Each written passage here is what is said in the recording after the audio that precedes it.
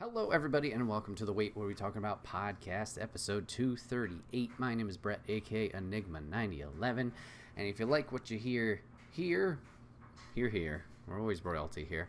If you like what you hear, make sure you like the video, subscribe to the channel, if so, and then if you want more fun and chaos, go over to twitch.tv/Enigma9011. You can drop a follow over there, where we stream Tuesday, Wednesday, Thursday, play a variety of games, working through the backlog, etc. Today, one central focus, split into two parts. We are back from PAX East this year, so we're going to be talking about all the fun happenings of PAX East, my thoughts and feelings on the convention this year, and then, like I said, we'll dive into the games later and break those down, the ones that I did get to try out, maybe a few I kind of saw in passing, and go from there. So yeah, let's talk about the event itself. So first time I went was last year. This was the second time going. However, this was the first time I went for all 4 days. And I will say it was certainly different. And I mean that in a good way and a bad way. All of the negative feelings I have towards the event, or at least most of them, I will say were self-imposed. Is that what I want to say? Self-inflicted. Let's go with that. There was a lot of doubt, unfortunately, going into this event once I got there and once the ball got rolling, and kind of how I felt of, I guess, social situations, or how I thought things were going, unfortunately. And that was just on me. It was just, I guess, expecting something different in terms of hangouts, but then also not putting myself out there enough and talking and being social. Just kind of being there, hovering, and I thought that was definitely something I could do better. So those first 2 nights especially, or first 2 days of the convention specifically, it was a little rough city, and I also got into my head of just like how the flow of the convention was going itself. Going last year, for example, was Saturday. Saturday is typically the busiest. It makes sense. It's the weekend. Everybody's free and available. I think I got 9 demos in a single day and Saturday, and then I kind of cleaned up a few extra Sunday. This year was not the case. With extra time, somehow I still got around the same amount of games in total, or less. The first 2 days, I think I hit 3 demos each. And I think, yeah, definitely having that was frustrating, because it is lesser traffic on a Thursday, on a Sunday. So to have it where somehow it didn't work out, or I wasn't patient enough to have only a few games under my belt, I don't know, felt a little weird. Kind of didn't help set the mood and help my mindset and stuff like that. So in terms of negativity, mainly, like I said, it was on me. It was just the imposter syndrome kicking in, being like, nope, you don't belong here. People don't want to hang out and whatever. I will say the back half of things definitely cleaned that up, and I knew in the back of my head, like, people are busy, people are working, people are running around, people are doing those things. It just sucked. By the end of it, like I said, once again, it did all play out fine, and it came to the realization, like, you were in your head, stupid. Everything was fine. You're good. So once I did get home from the event, you know, it was sad, because, like, yeah, it's over. I didn't think I capitalized on things super duper well, and wish I kind of could redo it, but that's what next year's for. So there's that. So what we're going to do is we're going to talk about it a little bit more outside of that. I meant to say this at the beginning, you know, planning out this podcast, but like I said, we're talking about the games in the second half, so if you want that, here's the nice little timestamp. Skip ahead to the more important stuff in the games and things like that, because we're going to be just going kind of personal, what happened day to day, outside of the negativity, and what I did. So, first things first, shout out to Joe from the Trophy Room, Mr. Bad Bit. Snagged my ticket this year, and then, those hotels. I don't know if it was time of year or whatever it was, but man, they were expensive. So he reached out, was like, hey, I need a roomie. and that was awesome. He had picked a great hotel, great location that was right down the street from the convention center. So rooming with him was great. We got to hang out a little bit more and talk about like Giant Bomb going, and then Polygon. Shout out to Giant Bomb, being independent now, which is great.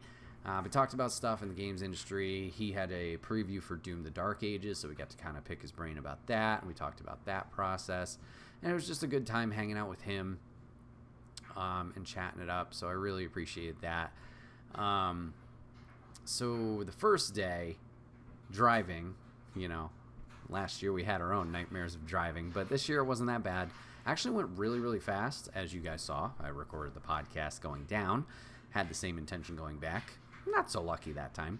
But with the podcast and then talking to Lady, the trip flew by, driving down, which is great, especially being a 3-hour drive. That went great. Traffic wasn't bad. I think I hit one spot where it was just construction. Nothing you could do there. But setting things up, man, talk about bad timing. The whole work week, aka the 2 days leading into PAX, just really excited, watching a bunch of videos or listening to people's thoughts about last year, getting excited, getting hyped. Work smooth sailing. Everything's going great. Don't have to worry about a thing. And boy, does it come crashing down on Wednesday. Some of our automations weren't working. Excuse me. To process orders, so we had to make them manually, and there was a bunch, and it's like, oh no, I'm going to be away. I am kind of needed for this portion while others can do it. They have a lot on their hands as well already, so I don't want to just dump it on them. So I left a few hours later, maybe an hour and a half, later than I anticipated. So I got there later than anticipated. And then I'm also have this work thing over my head of like, you need to log in. No one made me. This was all my own thing. Let's make that clear. You got to log in. You got to fix this. You got to fix that. You got to try and help out whilst you're gone. So that was a big stressor going into it. Eventually, after the first night, that did get cleared up the next day. So thank goodness I didn't have to worry about that going forward. But so when I eventually arrived at the hotel, very nice hotel once again, kind of hung out, chilled for a bit. My intention was to edit the podcast immediately. That did not go well because Wi-Fi sucked, and uploading to Google Drive to then download it to then go edit it, nope, not the case. Luckily iCloud saved my ass the next morning. So I was doing that originally, then it wasn't working, so I was like, well, might as well work on stuff. Joe at the time and some of our friends from 6-1, and I think some other people too, were at a baseball game. And Joe had texted me, he's like, hey, do you want to go, while I was driving. And I knew the guys were going previously. I know Kyle from 6-1 had Blue Skied, whatever that's called, posted about it, and they were getting a group together. And, I've never been to a baseball game. I don't really care for baseball, but it was like, yeah, that could be fun. So when I got the invite, it was like, I'll definitely think about it. Lady was kind enough to look up times of like when the game actually started and whatnot. By the time I got there, I think they were in the 9th inning. Fenway was a little bit of a drive away with an Uber. So I was like, by the time I get there, there's not going to be much of the game left. Nah, I really wanted to. But I was like, nah, that's not going to make it. It doesn't make sense to go spend the money for the ticket just to be there for, a short amount of time. So I skipped out on that. Like I said, worked on work stuff and caught up. Joe eventually made his way back. We hung out and chatted. So that was a good time there. So that was the arriving there. Overall, just before we go day to day, just because I'm following my notes here, just some quick shout outs. Let's see. Sorry, I know I'm bouncing around. So like I said, proud of some social interactions. I think I did a good job of introducing myself to some people. There was a few missed opportunities.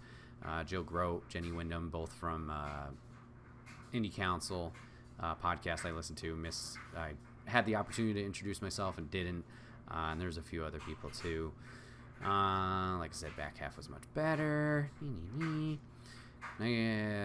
Hotel was close. It was a nice walk back and forth. I think it was about 9 minutes. Very, very simple to get to. Weather we lucked out on. It was supposed to rain the entire time. And we only had one bad day, which I'll get to. Rest were totally fine, very comfortable. So I appreciated that.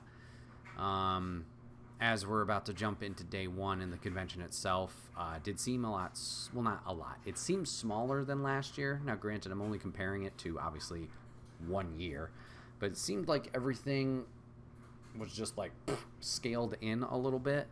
And there felt like there was less play areas or demo stations that people could hop onto, obviously try out the games, stuff like that. So that led to some frustrations in terms of lines. I will say the convention definitely got better as it progressed, as people learned, oh, this is a game that people are excited for. Let's put a line here. I understand why they don't want to plan super far ahead and then have this big tape line going, but man, there should be at least something. There was a lot of games, or a lot of booths rather, that I felt had just a glob of people hanging out, and it was very hard to tell like who's waiting for what, if there's multiple games at a station, what's the order of people, stuff like that. So as it went on, more of those tape lines were made, but it just led to frustrations later on. On a positive, learned a lot about the convention center, an event with more time and exploring around. Just talk about that more. And then I'll say one closing remark just in general before we get to the day-to-day. Once again, I apologize for jumping around. Media. So media badges. So there's different badges. We had our 4-day badge, which... here it is. So we had our 4-day badge. You can get, obviously, 1 day, 2 day, 3 day, whatever you want individually. But there's also content creator badges. There's media badges. There's enforcer badges, which are the volunteers. And exhibitor badges, which are the people at the booths themselves. So media and content, it's a special badge, obviously meant for people who are covering the event. And we applied this year. No luck there. That's fine. That's totally understandable. But they get like a special room that they can hang out in. It's a more quiet area, drop their bags off, little lockers and whatnot. They get a media hour on Thursday. So they get to go in the show floor from 9 to 10 on Thursday, check out things a little bit more before the masses get in there. They also have the opportunity to make appointments and book appointments with the booths that are there, the representatives, check out the games, do coverage, do interviews, check out the demos, etc. Now, this is obviously not hard. This is interesting for me to say, to be like, when I'm not media, to be like, oh, this is the worst, blah, blah, blah. Because I get the reason they're there. Obviously for fun, hopefully for themselves. But they are there for coverage. They are there to help the games, the publishers, developers there.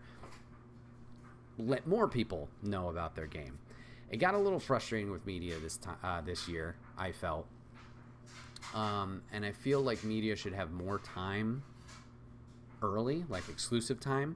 Like only that Thursday is fine, but I think they could benefit from having more, especially Thursday. Tech issues. Even when we entered, the normal people, some people were still trying to figure out booths that first day, even second day, and getting things up and running. I feel like if media had that first hour every day, that might help a little bit, because the hurdle we jumped into or ran into, media is great, content creators are great, once again, because you're helping the teams there get out, publicity, all that jazz. It is really frustrating when you're standing in a line and a media person is there holding up a booth, because yes, they need to play the games,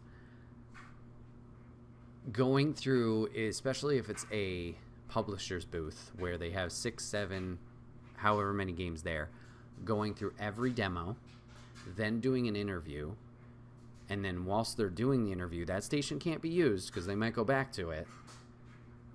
There was a few times that happened, and it was just like, you have a sticky note on your table that says this is a 15-minute demo, and yet I've been standing here for 30, 45 minutes. We haven't moved. Just a little bit of a yikes there. I just wish things were maybe labeled a little bit clearer, like this is a media station, or these are the times that we have appointments, or something like that. I get why maybe they wouldn't want to post that, but it's just super frustrating when specifically there is a time posted to let you know, hey, this is this. I think one of the booths I was at, had an interview going, and another station opened up that was not the media one, but they were all involved in the interview, so nobody was like handling the station. So I was like, I guess I'm going. So I just popped over and sat down. So I don't know. I feel like media and content had more opportunities to meet and sit down and have their own time. Maybe that would help with that. I get it. They're probably scheduled a lot of appointments throughout the day. So the 1 hour every day isn't going to help that a lot, but it might alleviate some stress points. So let's talk about day one. Talk about actually heading into the convention center. So day one, I already mentioned the convention center is right down the road from us. Bit of a walk, but not bad at all. So I headed to the convention early. Like I said, Joe, Trophy Room, he had a media badge, so he was going early. So I figured, I didn't go with him. I think I went a little bit after him, maybe 15, 20 minutes after. But I was heading down, and I'm about to leave, walk out, and I just hear, sir. And I turn around like, yes? Two nice guys. They were also going to the convention from Florida, a pair of brothers. They're like, hey, are you going to the convention center? Like, do you know where you're going? I'm like, I got a loose idea. I would luckily saw it outside of our window, so I was like, yeah, I got that. I know where we're going. And they're like, can we tag along with you? I was like, sure, whatever, why not? So it was their first time, so talked to them. Like I said, they were very nice, talking about their first experience, what they were looking forward to, what they played. They were very excited about Clair Obscura, a recent indie RPG that has come out. They were talking about that. They were looking forward to seeing Ben Starr and the Final Fantasy stuff. So it was cool just making those interactions, which I will say PAX has been an amazing convention for these kinds of things. Is like, obviously, these are your people. You could talk to anybody about anything, whether it's the board game stuff, the video game stuff, cosplay, if that's up your alley. Like, there's a lot of different topics and conversations that you can have with a lot of very kind people and very welcoming people. PAX is a very good convention of, like, just be cool people. It's very trans friendly. It's very LGBTQIA friendly. Like, it just was very nice to see all that positivity around there, and just people being themselves and being happy and smiling and laughing and all that stuff. So these guys here kicked it off for me in a good way of like, hey, nice people to talk to. So walked with them to the convention center. We chatted the whole time, like I said, and then I got in there. I didn't have my badge yet. Depends on when you order it or buy it. You can have it mailed to you, or you go pick it up after a certain date. That was another reason I wanted to get there early Wednesday, because they had badge pickup Wednesday night. Oh well. Got the badge. It was super easy. There was no line. It was the same last year. Saturday I was lucky enough to be given a badge, but Sunday I had a badge and picked it up, and there was no line there. Same thing here on Thursday. I thought, it's day one. It's going to be backed up. Nope. Walked right up. Hey, here you go. Thanks. Okay, cool. Then went and stood in line. Something else I haven't done. So you kind of navigate around the convention center, and they have enforcers, the volunteers every once in a while that are all, the enforcers are amazing. Very nice people. Answer any questions you might have. Very positive, because they got to bring up the energy to make sure you're having fun, especially because you're waiting in lines or, whatever it is. We had a few enforcers hyping us up with music as we went along. I think one had like his own little speaker playing Barbie Girl. That was hilarious. And then once you get into the line section, so when I entered that first day, there was like 4 giant rectangles of like where they're going to pull people in groups at a time. So I got in that first rectangle and saw a bunch of enforcers. We had one guy with a big whiteboard and a kazoo, and he had the kazoo in his mouth, and he was just using that to communicate, like he wasn't actually talking or anything. But on his whiteboard, he had Game of the Year predictions, so he was just tallying votes of like what people thought Game of the Year was going to be for 2025. So that was fun, and he was there the whole week. So seeing that board change and grow over time and adapt or update was a nice thing. There was one girl who was doing Who's That Pokemon? So she either drew a little silhouette or printed it out, and you would guess it. She got me the first day. It was a Ditto instead of the actual Pokemon, so that was fun. But saw her a few different days, and she would have a different picture, and it would be the 50-50 of which one it was. The Duolingo bird was there for some reason, just someone dressed up in that, giving out pipe cleaners. So there's a lot of fun people there, and they got great energy. So I stood in that line for maybe a half hour, and then the floor opened up, and it was just that fun rush and excitement of like, hey, everything's starting up. So I scoped the floor. Going into the event, I noted down a few things of like, I really want to play XYZ, that list. So I was kind of just binging around. I didn't jump into anything right away, but just seeing where things were located. Because you do have a navigation app on your phone you can get that tells you like your schedules and your events. It can send you reminders. They have little paper maps that show everything for the expo hall. But sometimes the map is not most accurate. I think last year, like, Nintendo hopped in super late, so like that bumped a whole lot of stuff. But yeah, you got the map so you can kind of go around and see what's up, and it's not super specific. Like, obviously this one's very zoomed out. Oh, here you go. So there's the main expo hall map. Kinda. No, that's just featured exhibitors and then the tabletop map. So you don't even know where the indies and stuff are. It's just like, all right, go have fun. It's all there. So unless you're really hunting down a specific thing and like know, oh, X publisher is at this location, then you're not going to know. And they try and label the floor with what the booth numbers are. Not great. So anyways, I was walking around trying to find just like mentally checkpoint. Okay, there's this game. Okay, there's this game.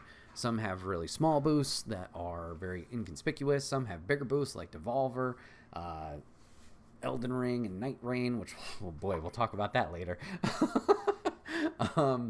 And, just kind of try and take mental notes of that. So I'm walking around, and I run into the 6-1 crew. So this is the first time I ran into at the event Kyle, Kelsey, Mike. I'm trying to think if anybody else was with them. Light and Dan, so Lightweight Gaming and her husband Dan were there. I think they walked away just as I was walking up, but I met them later. So hugs all around, very nice and great to see those guys. And that's when we walked around and played some games. We'll talk about the games later, once again, in part 2. Met for the first time CJ Danny B of the Playlog. Is it Playlog? No, hold on. Playlog podcast? Where's my phone? He does a podcast about indie games too, and has his own YouTube and Twitch that he does. I was standing in line for one game and made sure to introduce myself there. He's also friendly with 6-1. Sorry, I just want to make sure I give a proper shout out. Oh God, podcast. Yep, Playlog podcast, an indie gaming podcast. So introduced myself to him while I was in line. He was very nice, and we would run into him again later on. Food. All right, so I've heard not the nightmare fuel, but the convention center food's not great. It's all about the food trucks. Certainly is. Could I tell you what I ate last year? No. But I'll tell you what my home base was this time, and what had me surviving this whole weekend outside of the, breakfast at the hotel. So I brought some snacks. I did bring Pop-Tarts. I did bring granola bars just in case I needed something quick. Mac and cheese food truck. You were the homie. Little expensive, probably, you know, in a grand scheme of things, not awful. But man, it was so worth it. It was great every day. So they had 4 options: classic, pulled pork, mac and cheese, so just the pulled pork on top of it, buffalo chicken mac and cheese. I think the last one was like bacon something. That was lunch every day. I was like, all right, I found what I need. I love it. It tastes great. Going to you. They had other options as well. They had the General Convention Center. They have on some of the second floor, first floor, it's weird, ground floor. They had some sandwiches and stuff, maybe hot dogs. I think down one of the corridors there was other stuff. I didn't really venture into that area too much. Apparently there's food courts outside of the convention center. At least I've seen that in other people's vlogs from previous years. No idea where it is. I couldn't tell you. But inside they had a few. So it was the mac and cheese truck. They had an empanada truck. They had like a fried dough, deep fried Oreos, which RIP I didn't get. They had an ice cream thing. I think that was it. Yeah. So you had some options in there. There's other options around. But mac and cheese truck, I stuck with you. You guys are the homies. And I will say shout out, kind of circling back to me discovering more of the convention, as we'll talk about more about day one. But so lunchtime, sometimes finding a place to sit is a little difficult because there's a lot of people there. The convention center is great at this because there is seating everywhere. A lot of people tend to focus on the expo hall, which I certainly did this year. Explore outside that thing. So the whole thing's a rectangle, and you have the expo halls down. You have the ground floor where you have panel rooms and then just this line of windows. There's benches along there. There's big comfy chairs and whatnot. There's a section in the middle where they do, I think it's like a dance, like Just Dance area over here. There's a Jackbox stage where people just sit on the floor. There's a big screen and you're playing Jackbox all day. More conference rooms. On one side there is a free PlayStation, so they have a lot of different consoles there where you can go and sign out certain games and then just play them in this room on a setup. There's console tourneys, which we'll talk a little bit more in a moment. There's a quiet space if you just need to disconnect. There was a family gaming room if you had young ones and wanted to play something together. There was a coat check. There was a room where you could fix or adjust your cosplay. There was a trans visibility room, so like just a even more safe space, I guess you could say. There was D&D rooms you could go into if you scheduled a session and like do a little one-off with a DM that was there. A lot of cool stuff there. So you have that on level 1. And then level 2, there's even more conference halls. That's where the media room was. That's where the content lounge was. Oh boy. And then level 3 is like the main theater. So the big ass room where they had like the keynote speech. So there's a lot of stuff that you could do. But I will say shout out to the Jackbox stage. That was a nice place just to relax. That's where I had my lunch pretty much every day, was just find somewhere to sit, watch some people play Jackbox, have that noise in the background, and relax. Nobody was up my butt. You weren't on top of each other. You had space, you had room, and it was a nice place to vibe and kind of hang out while you were eating. So I had lunch. Went back to the hotel around 4 because I was kind of spent for the day, like I talked about my frustrations. I had no idea what plans were for the evening. I had written down a few things of like things potentially to do. I had mentioned the tourney room before. So every day there are numerous random console games that they have tournaments for, as well as tabletop, but consoles was the one I looked at. So you had games like Soul Calibur 2, Gang Beasts, Balatro, Power Wash Simulator. I don't know how that's competitive, but it was there. And 2 of them that caught my attention for Thursday night was NBA Jam and NFL Blitz. Now, these are 2 games I've watched some streamers play, and it's just fun and chaotic to watch. So I was like, you know what? Maybe I'll go. I won't participate, but I'll just go. I'll watch. hang out with people, just be amongst people and just kind of take in the energy kind of thing.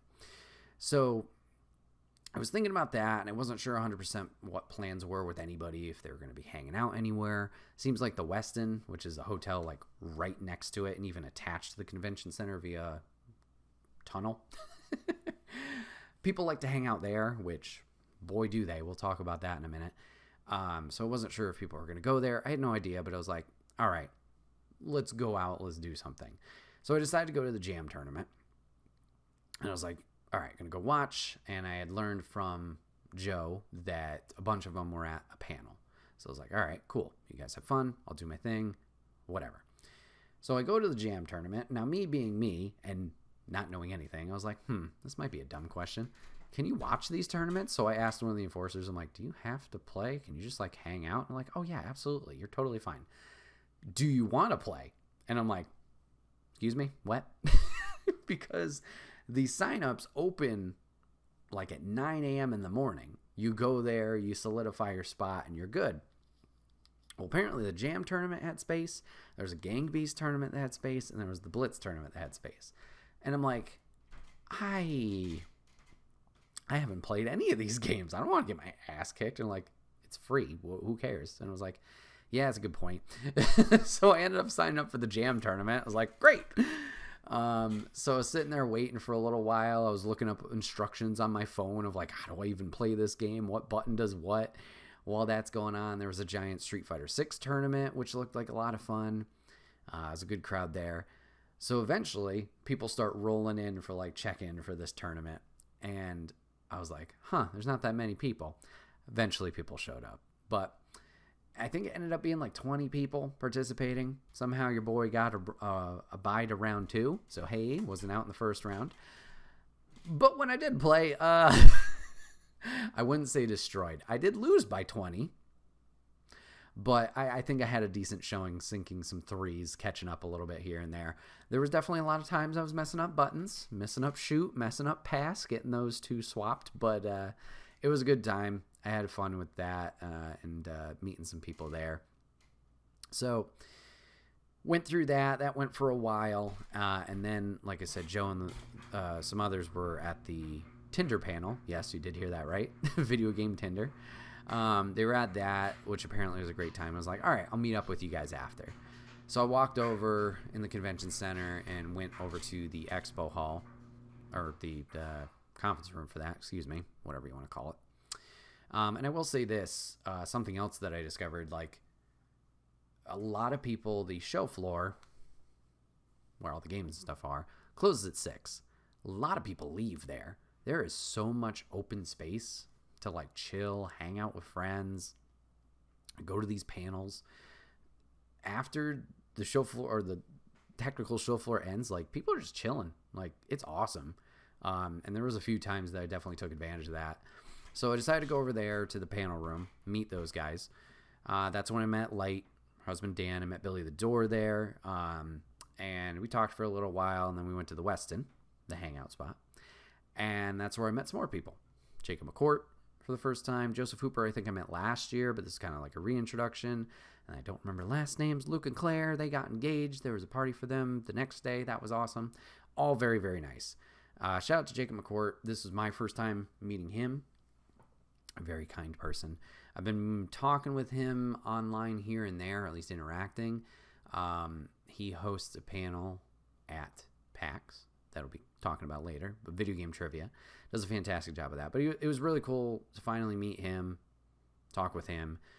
Called it a night, not too much longer after that. I probably should have stayed. I probably should have hung out a little bit more, talked more, but I don't know. I was just like, I should have stayed. I don't know why I left. I'll just leave it at that. But it's cool to see everybody. Head back to the room, kind of talked with Joe about what day 1 was. So day 2, so we're on a Friday. Oh boy, breakfast was busy. Hotel was bumping that morning. So day 1 at the convention center, warm. I had jeans, t-shirt, hoodie, my typical day-to-day. Oh boy, bad decision, warm. So what did I do Saturday? Let's correct. Let's wear shorts. Let's not wear a hoodie. Let's have the hair down. Let's put a hat on. Holy shit, it was cold as fuck outside. Joe and I trekking it out in the cold, foggy wilderness, heading to the convention center. Our dumbasses not walking back 10 feet to grab our coats. We're like, nah, we're fine. We're going to be cool. It's going to be great at the convention center. We're going to be warm again. We'll be, a little bit more regulated with what we're wearing. Ooh, that was just the beginning of it. So we got there, played some more games, caught up with the 6-1 guys again by the Behemoth booth. Saw Harry from 6-1 there. Nice to catch up with him. Met him for the first time last year. And then your boy's been going through some burnout, as we've talked about. So I decided to try out a panel for the first time at PAX and went to a panel called Streaming for Fun, Not Profit. This was what I needed. Not that, I'm magically cleared. Cleared? What did I try to say there? Cured. No, but this was like the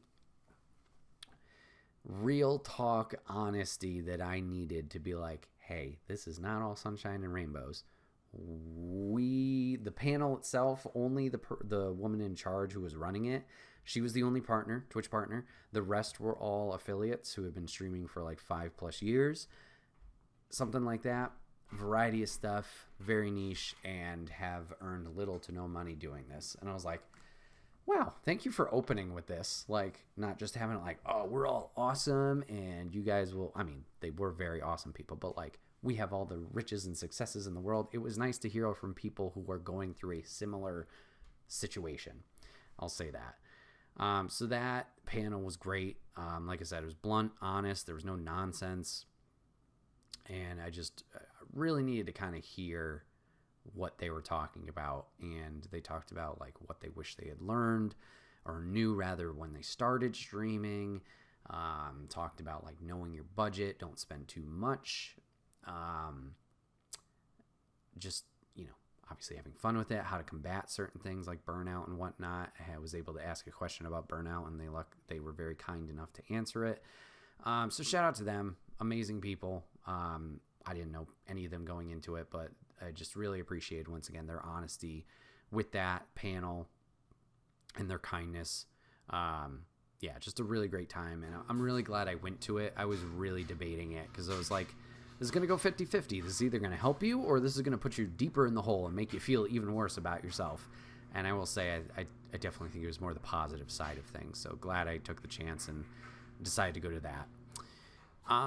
This is where I was a little bit more negative. Line sucked. Tried to play more games, but no luck. Like I said, that was kind of when I ran into the media bubble of like the interviews and stuff like that happening on the fly. Not on the fly, but happening there when there wasn't a lot of movement. So it got a little in my head there. But then it turned around a little. We had a very cool moment. So I've mentioned before, there was a list of things I had written down leading into the convention with like all the announcements coming up or coming out for it. Like, all right, these are games I want to play. These are panels I might want to do. The console tourneys, whatever. And then I learned, there's a meet and greet that's going to be happening for Adam Cole, AEW, formerly NXT, formerly all the other stuff. And I was like, oh shit, I want to see if I can meet him. He's going to be at this booth on Saturday for an hour. Great. We're going to put a reminder in your phone. You're going to get notified of this an hour before. You're going to go that line because I've missed opportunities. TwitchCon, Maximilian Dude, RIP. Missed opportunities because not lining up with enough time, poor organization, whatever. I was like, I am going to be prepped for this. I'm going to make this happen. I'm going to go talk to the booth Friday. I'm going to know exactly what their plan is. I'm going to know exactly where they're lining up, what they're doing, all that jazz. Ready for this. Cole's the man. So I do all that Friday, and I'm like, cool. All right. They didn't give me a lot of info, but I feel prepared for Saturday, right? So I'm walking around. I find a game that I was really looking forward to. And I'm like, all right, I'm here. Just be patient. I know your feet hurt, but this is your line. Stick with it. Then the media thing happens, and I'm standing there, looking around. Yep, all these people. And I look down the aisle, and I see gentlemen around my height, pretty tan, hair up. You look familiar. You Adam Cole? Miss him. See him again. I go, oh shit, it is Adam Cole. I said, fuck this line. Just beelined it right towards him. Nobody's around him. No one's giving him the time of day. Not in a bad way. Just, he was there. He was chilling. He was incognito, and he probably hated it. No, he didn't. But I go up. Excuse me, you're Adam Cole? Yeah. Awesome. So we talked a little bit about the convention. This was his first PAX East. He talked about, like, getting there, decided to get there early. He wasn't going to have a lot of time at home after the last wrestling show. So got a photo with him. That was awesome. Just a fun time. I did good. I didn't stumble over my words like I do even now. We had a good conversation. Said my, the little quick blurb that probably everybody says. Loved you in this, the other thing. So happy for you. Shook his hand again. Thank you. Appreciate your time. Have a great PAX. Poof, and then I was out of there. But that was very cool, having that opportunity just to have that experience, on a whim, out of nowhere. So that was very cool. So after that interaction, I walked around a little bit more. Nothing was really calling out to me in terms of games. All the lines were pretty long. And we were winding down for the day of, like, in terms of, like, the expo hall is going to close in, like, an hour and a half. So I was like, all right, I'm going to walk back to the hotel. Keyword there is walk. Follow-up word is bad decision. I told you how that morning sucked. Well, the rain did show up. So I decided to walk back because everybody's going to be getting an Uber. It's going to be expensive as hell, or it's going to take a while. It's only a 9-minute walk. I can make it. I made it. I was drenched. It's cold as hell. Drenched, cold as hell. Got back to the hotel, and I was just out of it. Took care of myself, swapped everything, just chilled for a bit. I think I turned on The Office on TV. And I was kind of just out. I was vibing, just bed, dead. And at this point, I learned that work stuff had cleared up, so I was like, oh, thank God. And that's not on my shoulder. Frustrated from the day, minus the win. But being like, man, just the 2 days you weren't here last year, did you do much with it? Yeah. So I decide, all right, get out of your head. Stop it. You're here to have fun. You're here, you traveled for this. Take advantage of it. Go out. Go be social. Now, kids, this is where I'm going to teach you a lesson. Don't be like me. Yes, kick yourself in the butt. Yes, motivate yourself to push yourself to do things outside of your norm that you're not comfortable with. Don't be like me. Check in with people before you do anything. Before you get these big strides of confidence, motivation, whatever it is. See what people are doing. It is so heartbreaking when you build yourself up, motivate yourself to go out, and no one's there. So I did all the prep. I went back out, went to the Westin, because like I said, that seems to be the default. That seems to be the hangout location. I'm scanning. I'm looking for anybody I know. Not a soul. Text Joe. Text Kyle. Don't want to be up their ass. I don't want to be like, hey, hang out with me. I'm like, hey, I'm at the Westin. I don't see anybody. What's going on? Or something along those lines. Turns out, Luke and Claire had a engagement party that everyone had thrown for them. Lovely. So happy that they did that. And they were hanging out. I was like, okay, no problem. No worries. That got in my head a little bit. Granted, why? Why would that get in my head a little bit? Silly stuff. However, decided, all right, I'll hang out for a little bit. Maybe I'll catch up with them later. Went to the expo hall. Walked around a little bit. Like I said, it's very empty. Explored. Found a very comfy chair. Kind of just sat there and chilled for like an hour and a half. Just chilling. Just hanging out. While I was doing that, there was a group of friends that walked up, didn't interact with me, not saying that, but came up. They set up like chairs and stuff for themselves, and they were playing some type of werewolf or mafia type game, and I was like, oh, that's great. Like, that just made my heart happy of like all these people getting together, they're hanging out, they're playing something, just enjoying their time. I was like, that's awesome. So hung out in that area for a little bit, and then I was like, all right, nothing's happening tonight. Went back to the hotel, and I think I just passed out. So day 2, a little bit of a mixed, but like I said, it was on me. It was on me and just all the negativity whirling around in there about myself. So heading into Saturday, so this is the busy day, typically. And boy, was it. Slept in, didn't mean to, but didn't have an alarm set, so why would I? Surprisingly, did not have a headache this day. I did better at hydrating on Friday. Slept in, played some more games that day. Shocker. Took a lot of B-roll footage, which, another little lesson for myself. If you think you've taken enough B-roll footage, you have not. You'll see it sporadically through this podcast to try and sprinkle it in, but should have taken much more footage of the event.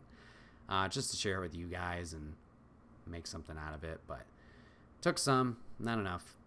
And then Saturday, I was kind of over being mad. So I was like, all right, I played 4 games that day. Just do this for yourself. Just do your own thing. Just have fun. There was another person that late, they made the announcement they were going to be at PAX, Unruly/Kenny from Yo Video Games. He was going to be there with Cleo Thomas? Sorry, don't remember his name. The guy from Holes. Many years ago. They were going to be doing a Power Stone 2 type of event, but thing at the PAX Arena, which is like their esports thing. So there's seats all around. You got the Jumbotron, and people are mainly playing Tekken throughout the weekend for their almost a pro tournament. But they were doing Power Stone for like 3 hours. So I was like, all right, cool. Maybe I'll see Kenny. This will be one of our random encounters. Because no offense, yes, Kenny's very popular. He's not someone where everybody's going to know him. So it's like, maybe we'll have that random encounter like an Adam Cole. See him, get a photo, catch up. I met Kenny many, many years ago. 2016, 2015 at WonderCon out in California, just randomly. So I was like, oh, cool. Maybe we could do that again. So went there, cheered him on, and then I was like, lunchtime, jumped out.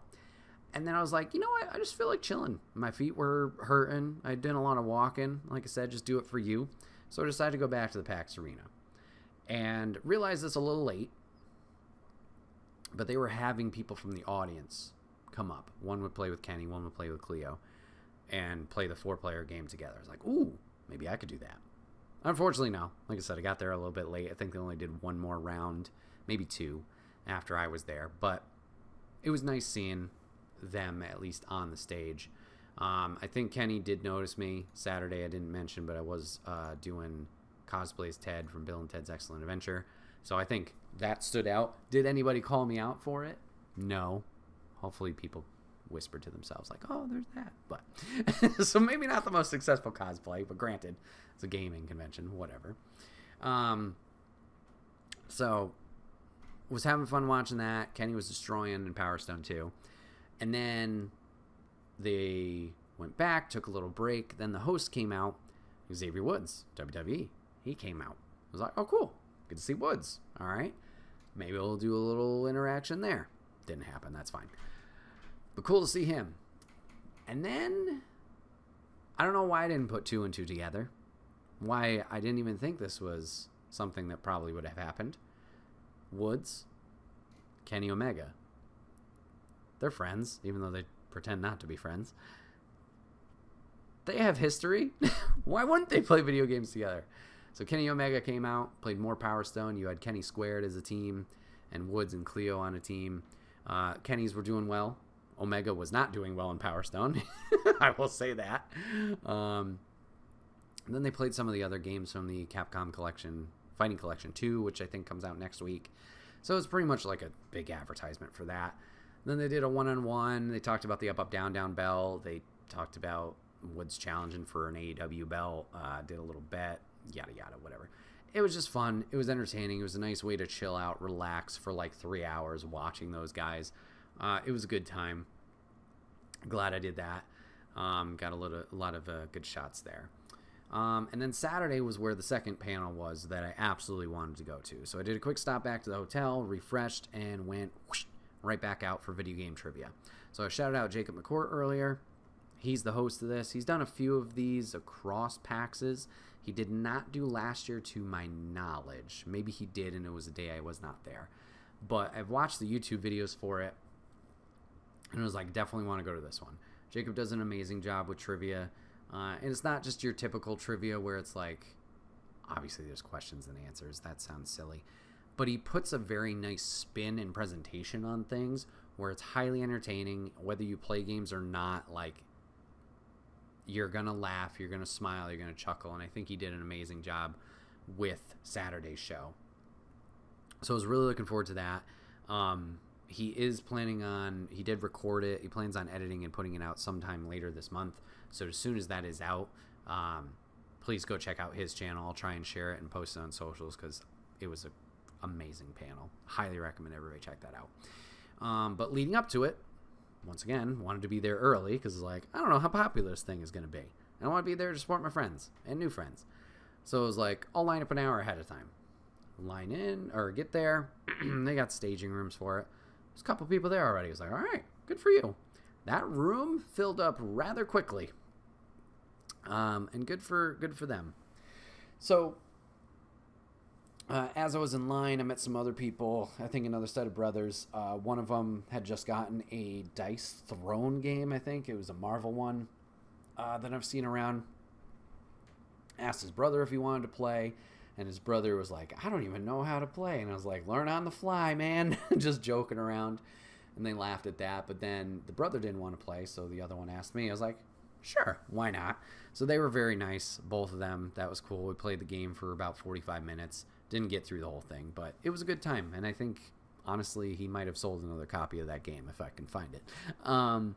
So that was fun. Like I said, then we headed into trivia. I walked in. Joe was there. Dan was there because Light was one of the panel participants. CG Danny B was one of the panel participants. I didn't know the other three. Steve Saylor was there, which I've seen him online but never met him personally, but he's a big accessibility guy. It's a great panel, but I walked in there and I was like, all right, well, I'll get relatively close. So I get to the front, like fourth row, I think. And I see Joe and Dan, and there's a seat next to him. And I was just going up to be playful. I was just trying to be like, hey, try and be funny. So I go up and I'm like, oh, you guys think you're hot shit just because you're media? You can be in the front row. Totally went over their heads because they were having their own conversation prior. But Joe's like, sit down. What do you? And then I'm immediately like defensive mode. I'm like, whoa, maybe they have somebody sitting. He's like, sit down. I'm like, okay. So I appreciate Joe for that. So we got to sit front row for that. And like I said, Jake did an amazing job. Absolutely amazing. Had a lot of fun with that. And then it was the sad part because a lot of people were leaving Sunday morning and traveling back home. So we hung outside the panel rooms afterwards, said our goodbyes. And like I said, this was kind of the healing moment for me of like, yes, you were in your head, stupid. You are cared for or at least appreciated.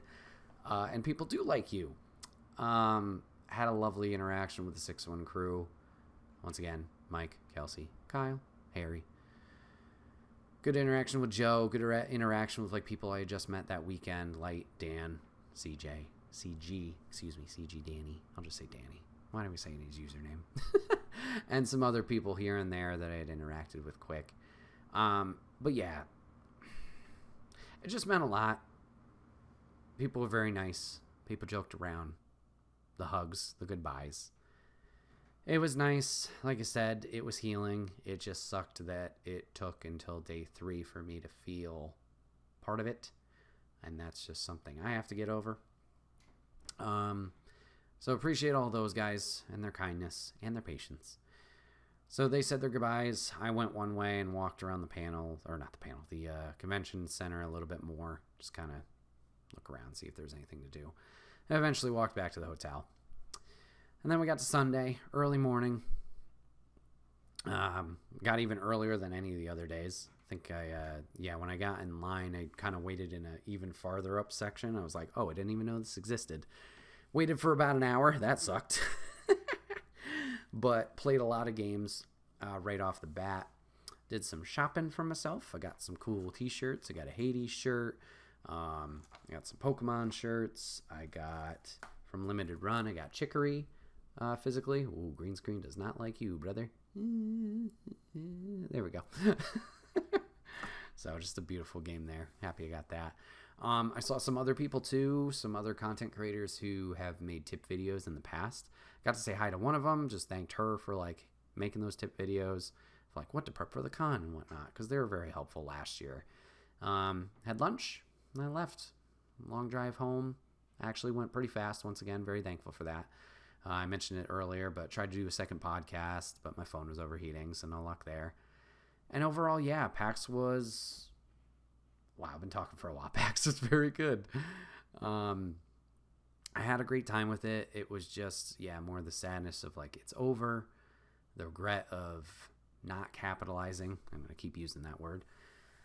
Not doing what I intended to do. I did bring... the handy... I guess not. I did bring lapel mics. As you guys saw with the last podcast, I was like, oh, these are cheap, inexpensive on Amazon. I'll just bring these, do like vlog style talk over and go into the convention center and talk about stuff that I'm interacting with. I see and playing. Never did that. Got in my head. Wasn't brave. So there was a few missed opportunities. I was going to make some more content over PAX, maybe talk about games I had played, or do daily vlogs there, but it is what it is. I mean, granted, the lapels were very last minute. Like, I think they made it maybe day before, or day prior, the one before that to the apartment to even go. So maybe next year. All in all, good. Just some closing things about the expo floor, I guess, for those of you guys wondering what was even there prior to the games. So I talked about Elden Ring. I know I have some Elden Ring fans who listen here. So they had Night Rain there. You get an opportunity to play Night Rain and hang out and see all that stuff, right? Not really. So I heard of this secondhand through my friends who either heard it themselves or whatever. So Elden Ring had a bubble. Just a big canopy bubble for Night Rain. Just the one. Those lines were packed the entire time. Makes sense. It's a big game, right? They let only, to my knowledge, 75 people in. I don't know if it was at a time or a day, each day. And then there was a standby line. So you could have a chance to get into the bubble. So you're like, okay, all right, that kind of sucks. Longer lines, whatever, but at least you get in the bubble, right? And you get to play. Apparently you didn't even get to play. Apparently you watched other people play, like the devs play, and you just got to watch it in the bubble. What the fuck? That was a huge waste of time. Like, that could have been such a huge win and cool thing to do if that was there for people to interact with and play, but no. Final Fantasy not meet and greets, but where the meet and greets were held for the wrestlers and Ben Starr. The Final Fantasy photo ops, those were kind of cool. I didn't personally participate, but that was a nice thing. Larian was there again. They kind of had the same booth with cosplayers and whatnot from last year, from what I could tell. Devolver was there this year, which I was super excited for because they missed out last year. And that booth kind of just sucked. The games, great. The booth with merch, sucked. And I was like, I'm not a vinyl guy, so maybe that's on me. But like, it seemed like they only had vinyls, maybe a few t-shirts. There wasn't much. And I was like, oh, man. I was looking forward to that one. Pokemon did the same thing as last year. They had the card game. They had Scarlet and Violet. Everybody had these little like Eevee crowns of their favorite Eeveelution.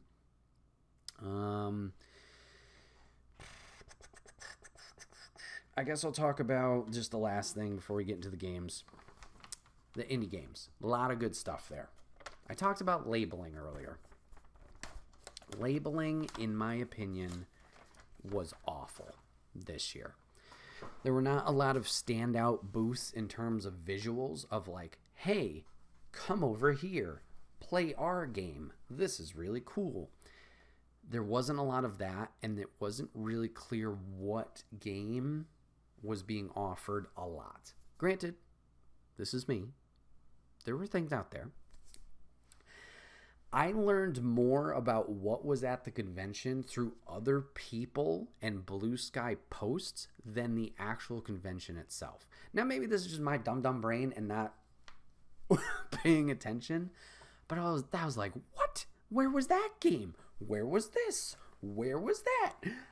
And it was like this discovery each and every day of like more and more. And then I'm like, oh, there's this booth. There's Critical Reflex. There's Constance at Bite Rockers, I think. Yeah, Bite Rockers, which has 6 games here. And Indie.io has their 6. And then there's this thing over at PAX Rising. Like, not super clear.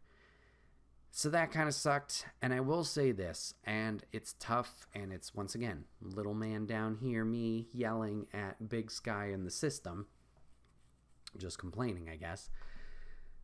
Publishers had booths. So I talked about Bite Rockers, and I talked about Indie.io. Fantastic. That's awesome. They have a lot of projects there that they're trying to promote. That's great. I think each of them had maybe 6 or 7 games there. It was not clear what was there, what's offered. I think they had, Bite Rockers had 3 or 4 stations. You could play any of the games. Great. Like, I just felt like they didn't really bring in a lot of traffic. Like, I feel like a lot of people played Constance, but not the other stuff. Like, I wanted to go there for Constance, and I was like, I think I played this at Next Fest. Let's play something else. I don't feel like it did a lot of justice to those individual games with just like how it was presented. It was just the banners in the back, and I don't mean to shit on them alone. Like Indie.io is the same thing, where it's one. Indie.io is a little different. They had 1 station per game. I talked about lines earlier. With that setup, lines not very clear, and I get it. Booths are expensive, tech is expensive, equipment's expensive.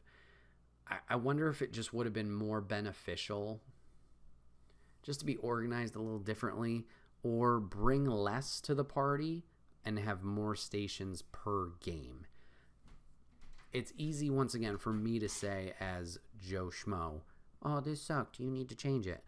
I don't know what you do there. I just didn't feel, and once again, maybe it's me and my observation, I didn't feel that way last year. I felt like each game was very clear, this is our game, and there was multiple stations for it. Like Critical Reflex, I heard a lot of amazing things about their booth and a lot of like great hits. Hard to tell what game was on each station until you actually saw this little thing on top of it. But some of the stations were facing away from you and were against the wall, so I didn't know what games were over there. I didn't play Gimmico, one of our games we're going to talk about later, until the last day, because I was like, oh, okay, that is where it is. And that was another one. 5 games, each had their own station, and then the 6th one was for media. It's just like, I don't know if you're getting as much out of this as you are with how confusing this setup is. And once again, maybe it's my untrained eye or little to no experience with these events. It just felt like a miss. I know sets and all that stuff too. That's expensive. I'm not saying you got to have these outrageous booths. Those ones are fun to see. Don't get me wrong. But I get you got to work with what you have, and it's a big budgetary thing. I just wish things were clearer, or at least you could get that traffic in better with better messaging to the general public, I guess. So, another negative, not to end on that. All in all, had a great time. If you haven't gone to PAX, I would highly recommend it. Little interesting to see where it will go with the games industry and how that's going, but there's a lot of things to do here. Whether you are in there for the games, a lot of options. If you're there for the tabletop stuff, you have a fuck ton of options. Like, I barely explored that side of the floor, but D&D dice, figurines, paint, I think I already said dice, but dice. Board games you could play right there. Just rent a game and take it. Purchase it. The D&D sessions, play areas for a while. If you want to bring your own PC and play that, you could do that. A lot of different panels and variety of stuff. The video game tourneys, the free play lounge. A lot of options. A very cool thing to go to. So if you've been kind of on the fence, you got a year. I think the next one's in March. At least PAX East. PAX West is like a few months. Highly recommend you go check it out. It is a lot of fun, especially if you can go with people. Just have those social interactions, because that's definitely another cherry on the top of this cake of like, this is why you go. You know, you may not get to play everything. You won't get to play everything. But those interactions, that camaraderie, that's why you're going to go and have a good time. So, PAX East, good times. So let's get on to the important part. Let's get on to what you guys are all here for. And that's the games. So, all in all, ended up playing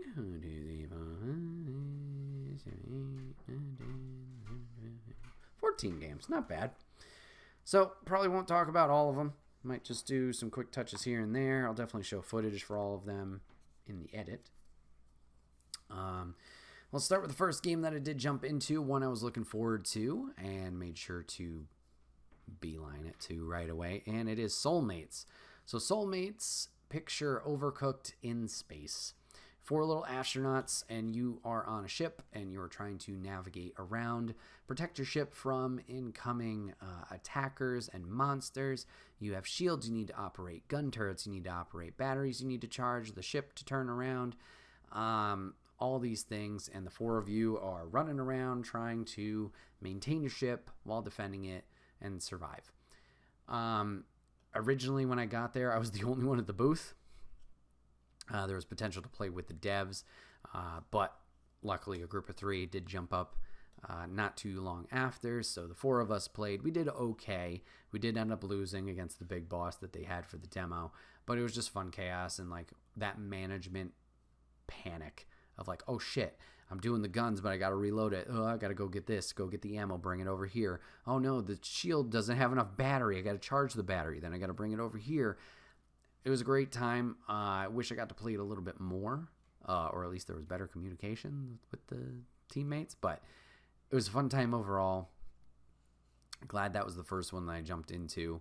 And it seemed like the day one's games were all multiplayer focused, and I was like, what am I doing to myself? Because there was a lot of them I had to wait for people to play with. Luckily, with the second game I played, Royalty Free For All, didn't have to wait and actually played against one of the devs. A very kind person there. They've been working on the game, I think he said about a year, but Royalty Free For All is a Smash Brothers like where all the characters are based on royalty free IP, I guess you could say. Had some fun with that. It's your typical Smash Bros, arena fighter. Is it arena fighter? Is that what they call it? Brawler? It doesn't matter. Jumping around, hopping around, doing your lights, your heavies, your slides, your parries, your dodges. Had a good time with it. Another one I didn't play super long because your boy broke it. Apparently I did one move and the game freaked out and bugged and threw up an error. And they're like, oops, well, thank you for beta testing it with us. So they had to fix that, and I left there. And then the last game I played on day one was something called Mycopunk. So Mycopunk was one of the Devolver games they had adjacent to their booth. And Mycopunk had pretty good crowd most of the days, so I'm happy for them.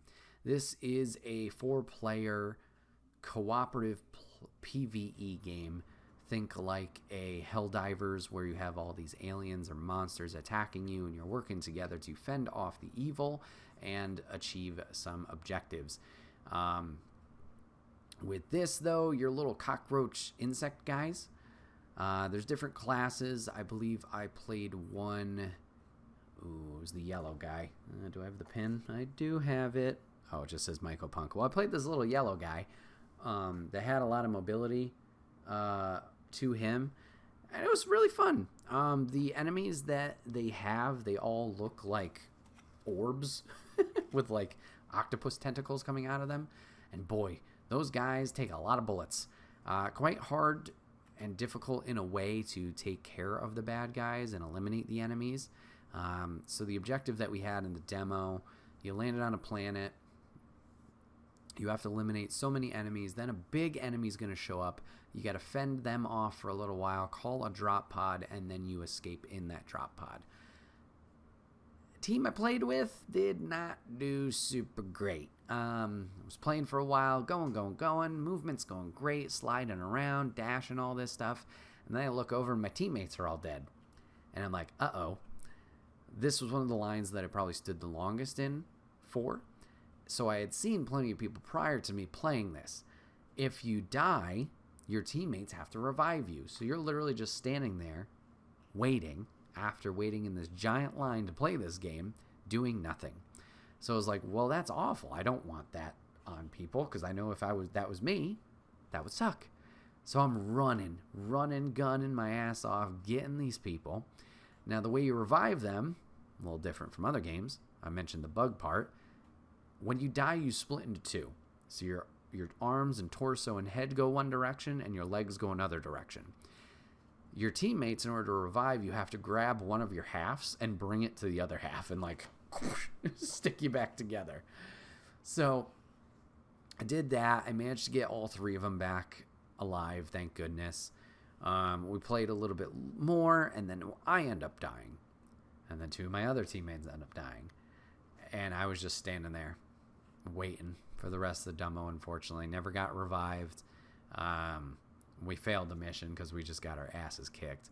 So all in all, it was a fun game. It just wasn't a lot of game time for what I had stood there, unfortunately, to wait for. So it is what it is, but I had a lot of fun with it. The booth was funny too. They had a very nice set up in terms of like decor, but all of the, I assume, devs who were there, or at least the people who were running the booth, they all were wearing like cockroach onesies. So that was pretty funny, just have them walking around and stuff. Seemed like nice folks. Okay, then probably my not really hidden gem, but the one I had no idea about that I absolutely loved. So I talked about booths that drew you in, lured you in, like, hey, come play this game. This looks interesting. Come find out what all these flashing lights are about. And this game that got me is called Goblin. It's presented by Goblin Town, and it's simply called Really Hard Driving Game. SCO, you're welcome. So what it was you are a food truck looking thing RV, and you are just driving up this insane mountain path with different obstacles. There's fans, there's hammers, there's explosive barrels, and you got to navigate your way up this treacherous path and try your best not to fall down. The way the booth was set up, they would have 3 people play at a time. Let me tell you, props to these guys. Brought couches in and a chair. Oh, that was so comfy to sit in after the days standing on the convention floor, walking around. Sunk right into that couch. 3 people would go at a time. You play independently of each other, but what they would do is they would have it so the 3 of you play. You get 5 minutes. Whoever reaches the top, or rather the highest point, or is the farthest on the track in those 5 minutes, wins. And you get to play the game again in the physical truck that they have behind them for more prizes. So just by participating, the green screen's not going to do well here, but everybody got a pair of goblin ears, so that was lovely. And the woman handing them out was hilarious. She's just jumping around and skipping, handing out the ears, and then she'd hand them all out and be like, Goblin! She was amazing. I hope she kept up that energy the entire week. So you would do that. There would be one of the devs, or at least booth people, on a microphone, like commentating over the 3 of you playing. So luckily, Slow and Steady won the race here. Didn't fall off. I will say one of the game mechanics that they did have saved my ass. So, typical driver, gas, boost, brake, that kind of stuff. However, the game, where it gets funny, is they all had headsets and they all had microphones. The way it works, if you're falling, you can scream into the microphone and it will slow down time, but you will keep up your momentum so you can fix yourself. Like, you have your normal momentum speed, or it carries, but time slows down around you so you can adjust, fix yourself, save yourself, and boy, did that come in handy. Notice that talking does work. So I was doing that, like, no, go back. Had a few people behind me being like, freaking out, going with that. But we saved it, ended up playing in the truck. So like I mentioned, everybody got the pair of ears. If you went in the truck, you had an opportunity at 2 more prizes. If you got past the second checkpoint, you could win like a Halloween rubber mask, goblin mask. And then if you got to the third one, you could win a pair of latex ears. Your boy did not make it to either of those. I did the same. I think I got about to the same spot I did in the first playthrough. Went a little faster, but did not do great. Then ended up falling. The microphone did not work on that headset. So I was like, all right, I'm good. Just let the guy know. I'm like, I appreciate that. It was a lot of fun. But so Goblin Town, really hard driving game. Absolutely loved it. A lot of fun there. Next game we played was a game called Fretless. I believe this was at PAX last year. I remember a lot of people talking highly about it. This is a rhythm turn-based strategy game. Yeah. Pixel art. You're going around with your guitar and fighting different enemies. Turn-based combat. You use your guitar. You can get bonus damage if you hit certain attacks, like on beat or on rhythm. Had a lot of fun with it. This was one where the booth was getting pretty crowded, and I talked about it in the first part, but like, I know how long people have been waiting because I've been waiting. So I try and be respectful of people's times, where if I'm done with the game, I'll reset it, because I know the booth enforcers or booth people, like, they're working hard, they're doing a lot. So I try and take as much as I can off their plate and help them. So I'll go to the main menu, I'll reset the game, make sure it's prepped and ready for the next person and head out.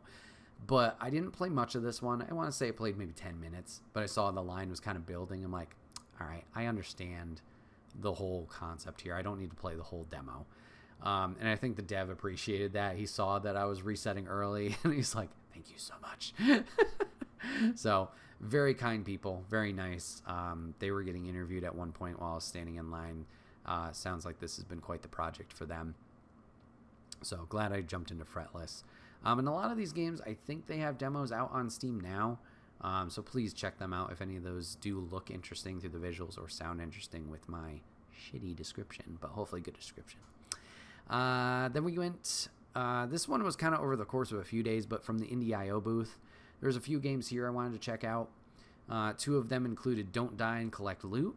This is a top-down scrolling game, kind of like a Galaga, where enemies are coming down from the top, but it's medieval-based. So you're a little dude, and you're running around from the bullets, avoiding all the attacks, and trying to eliminate the enemies as you progress up this, vertical path. Fun, hard as hell. I did awful at this game. I think I gave it 2 tries because there was no line, and I was like, nope, I'll check this out in my own time. Could have been a mouse and keyboard thing and not a controller thing, just because that's not my bread and butter. But I liked the look of it. It was very pretty in visuals, bright colors and stuff like that. So I liked that. Just didn't do well. We did play 2 more games there, but they didn't really speak to me too much. Next one that was another high on the chart for me, and one I wanted to check out from my notes, was Sigils of Nightfall. Another turn-based one. Dungeon crawler, so you're a knight, and you are fighting off a lot of demons and monsters and stuff. The art style kicks ass in this game. But like I said, it's a strategy deck builder. So you have these different attack cards, defense cards, whatnot. You get to use 3 per turn. and you are just trying to eliminate the baddies before they eliminate you and go through this dungeon and whatnot. Had a great time with it. Played the full demo here. It eventually led to a boss fight. Did take him out. Absolutely loved it. The devs, once again, were great. Very nice people. Wish I kind of picked their brains a little bit more. But yeah, absolutely, this will be one on my radar of like, yeah, I need to play more of that. Because once again, the art style was great. And just picking up the strategy too of like, oh, I could see how this could be beneficial. It's one of those ones I want to know more about without obviously taking up time for other people in the line. Good times there. Went over to Bite Rockers next. They had a plethora of games there, like I mentioned Constance earlier. But I ended up playing one that was advertised on their wall called Net Attack. If you guys are fans of Vampire Survivors, this is a similar game. You're a little cat, kind of, a little cat avatar. It's a top-down, and you are hacking levels here. So you're avoiding the enemies and taking them out like your Vampire Survivors with some auto attacks that you can upgrade over time. The upgrade system seems like it can get absolutely nutty. You are chaining together like computer chips, and based on how you chain them, certain effects you can choose. This effect will take place on killing an enemy, on landing a critical on an enemy, doing this, that, and the other thing. So it's very customizable of like how your weapon set is going to be used and how you're going to dish out damage. That was a lot of fun. A little confusing because there was not much, if any, tutorials in this game. So that was my only negative. So you jump into the level, enemies are around you and spawn, occasionally. You get rid of them. You have to go and destroy computer chips on this circuit board. That was not explained, so I was just scooting around, taking care of enemies, and eventually died because of that. Did get a second chance and went, oh, whoops, I was supposed to do this. Had a lot of fun with it, though, especially for something I had no idea of prior and leading into it. So Net Attack was a lot of fun. Looking forward to diving into that more. I think they had a few different characters, too, eventually. So I'm curious how those characters play differently than the cat. Speaking of cats, Cat Secretary, another one on my list. Cute, adorable game. This booth had a long line most days, so I'm really happy for them. I think this was the first thing I hit on day 4. Once again, very kind people. Super nice, very welcoming to their booth. 10-minute demo, so short, but you're a cat. You're hired to this office, you pour coffee. I think the 2 tasks I did was pouring coffee, and then it was fixing the router for the internet. And then it was a quick area where there was like projectors that was like explaining the company and its history and whatnot. There was no audio for this. They didn't have a headset or whatever. And unfortunately, when I got to this time, the dev was like, he answered some questions like, hey, this is supposed to have audio, but it doesn't. We're working on it, yada, yada. He's like, I think it's also been 10 minutes. I'm like, hey, no worries. Totally get it. But I had a lot of fun with that. Looking forward to more of it. Shout out Gimmico in the first part, but this was at the Critical Reflex booth. So Gimmico, another game I didn't know about, is another arena game. Actually played quite a few of those, I guess, where you're trying to eliminate all the enemies and move on, progress from there. But you have this die. You start with a D20, and you take this die, and you're literally just hucking it and chucking it at people, at the enemies to try and take them out. And as you level up, you can upgrade your die so it does more attacks like neutrally, or you can get other die. So instead of chucking the one, running after it, chucking it again, you can pick up different ones that you have equipped. Seemed like a lot of fun. There was a lot of cute characters that you can interact at the upgrade stations or the stores. Very zany art style, but Gimmico looked like a lot of fun. Next one I played was Batsu. So Batsu was the other side of the Devolver booth there. And it was another team game, 3v3. And picture Fall Guys, picture Rocket League with, those robot toys or those little rectangular square guys where you can move their appendages, their arms and legs, and then you'll like stack them on top of each other in all weird, wacky positions. That's what these guys look like. But you're running around depending on the game type, it was first to 5 for most of these. But it's either a sports game, so soccer, basketball, hockey, or it is elimination, like last person surviving, that's the team that wins. We got that one. We got trounced. But you can punch, you can kick, you can grapple, you can grab, you can do all these types of things. A lot of fun to watch. Another one, maybe not the best explanation, but it was chaotic fun in the best way possible. Like I said, we didn't do super great as a team. I think we got the first point and then got swept from there. Not great. But it was fun overall. The last game I'm going to talk about, this one was one of the PAX Rising games. Another one that had quite the line most of the time that we were there. It's called Cyberlich. I think there's like a subtitle with it as well, but that's all I got. It is a hand-drawn, I think boomer shooter is the terminology, so like your Doom type thing. This game is chaotic as hell, but fun. So you have 2 hands. Yep. One has your weapons, one has your heals and stuff like that. So for your weapons, you got a pistol, you got a sword. For your other hand, you have a burger that will heal health, or you have weed and a joint that will do mental health. And you have to manage all these things at the same time while blasting away skeletons and monsters and surviving.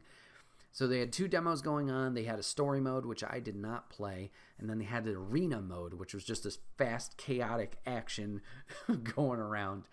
The cool thing about this is the devs had a whiteboard, and they were keeping track of like high scores for the night, or the day rather, and the whole convention. Once again, I sound like a broken record here, but very, very nice devs. This is a game that the few of them have been working on for a year part-time. They're looking for a publisher so they can hopefully work on it more and then obviously get it out to people. Really cool art style. Had a lot of fun. It is chaotic as hell trying to manage everything.